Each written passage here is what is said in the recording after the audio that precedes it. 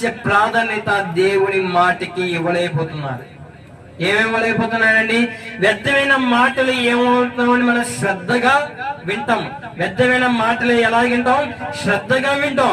అందుకని నా దేవుడైన యెహోవా ఒక మాట సెలవిచ్చి ఉన్నాడు. ఏం మాట అండి చెప్పండి?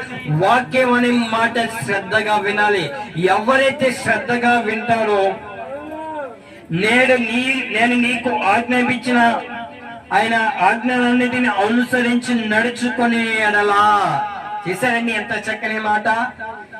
ఎవరైతే ఆయన ఆజ్ఞలను గైకొంటారో అట్టి వారిని దేవుడు ఏం చేస్తాడు చెప్పండి?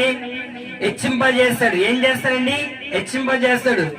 నీ దేవుడైన యెహోవా నీకు ఒక బాధ్యత అనేది అప్పగించాడు. ఏ బాధ్యత చెప్పండి?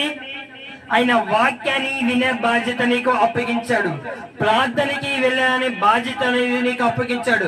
పాటలు పాడమని నీకు ఒక బాధ్యత అనేది అప్పగించాడు. వాక్యం వినాలని నీకు ఒక బాధ్యత అనేది నీకు అప్పగించాడు. ఆ బాధ్యతని నువ్వు ఏం చేయాలండి? సక్రమంగా చేయాలి. ఏం చేయాలండి? సక్రమంగా చేయాలి. ఎవరైతే సక్రమంగా చేస్తారో అట్టి వారి పట్ల నా దేవుడు ఉంటానని వాగ్దానం చేస్తున్నాడు. హల్లెలూయా, హల్లెలూయా. ఏం చేస్తారండి?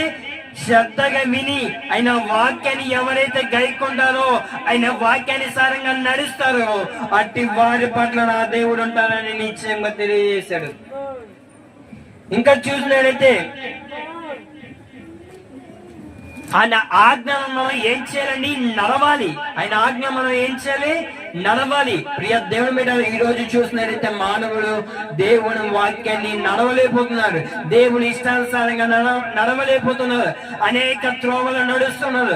తన జీవితాన్ని సర్వనాశనం అనేది మానవుడు చేసుకున్నాడు. ప్రియ తల్లి, బ్రదర్స్ అండ్ సిస్టర్స్, ఈ రోజు ప్రతి ఒక్కరికి నేను హెచ్చరిస్తున్నాను. మీరు ఏం చేయాలంటే యెహోవా ఆజ్ఞలను ప్రతి ఒక్కరు నడవాలి. ఏమవ్వాలండి? యెహోవా ఆజ్ఞలను నడవాలి. ఈ రోజు మన రోడ్డు అనేది ఎంత పోసారండి? ఆ రోడ్డులో అనేది నడవాలని మానవుడు ఏం చేశారండి? రోడ్డు అనేది పోసాడు. ఆ రోడ్డులను సక్రమంగా నడవకపోతే ఏమవుతామండి? ఏమవుతాం? పడిపోతాం. అవసరమైతే మరణించడానికి కూడా ఒక్క క్షణము కూడా ఆలోచించదు మరణం అనేది. అలాగే